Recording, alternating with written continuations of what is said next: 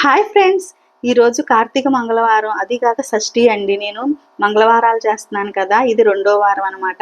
ఇంక ఇంట్లో పూజ అంతా కంప్లీట్ చేసుకుని గబగబా అక్కడ జంట నాగులకైతే పూజ చేయడానికైతే వెళ్ళానండి. ఎందుకంటే ఇవాళ మంగళవారం, అది కాక షష్ఠి. ఈరోజు 8 గంటల దాకే ఉంది. ఈ లోపు వెళ్ళి చేస్తే మంచిదని చెప్పేసి ఇంకా ఇంట్లో పూజ అంతా గబగబా కంప్లీట్ చేసుకున్నాను అనమాట. మీ అందరికీ ఒక విషయం అయితే విషయం కాదు, వాస్తవం అయితే చెప్తున్నాను అనమాట. ఒక ఆడపిల్ల అత్తారింట్లో అడుగు పెట్టినప్పుడు మొదటగా అక్కడ ఒక అమ్మని ఎదుగుతుంది, కనపడదు. ఒక నాన్నని ఎదుగుతుంది, కనపడదు.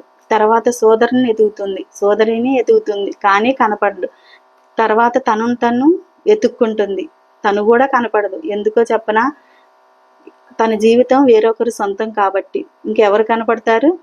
ఇదే కదా ఆడపిల్ల జీవితం, అవునా కాదా? మీరే చెప్పండి. ఇంకా నేను ఈ తులసికోట దగ్గర అలాగే అన్ని చోట్ల పూజ అయితే కంప్లీట్ చేసుకున్నాను. ఇవాళ మా శివకేశ్వరులు ఇద్దరికి కూడా ఎలా పూజ చేసుకున్నానో చూడండి. ఇంకా రోజు మాదిరిగానే శివయ్యని కూడా శంకు పూలతో పూజ చేసుకున్నాను. అట్లాగే వెంకటేశ్వర స్వామికి తులసి దళాలు సమర్పించి పూజ అయితే చేసుకున్నానండి. ఇట్లా రోజు శివయ్యకి, వెంకటేశ్వర స్వామికి పూజ చేస్తుంటే అసలు నా మనసు అయితే చాలా ప్రశాంతంగా ఉందండి.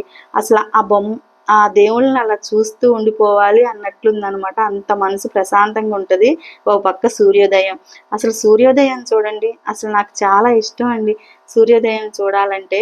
అసలు సూర్యుడు ఉదయించేటప్పుడు ఒక తల్లి గర్భం నుంచి వచ్చే చిన్న పిల్లోళ్ళలాగా ఎంత ఎర్రగా ఉన్నాడో చూడండి.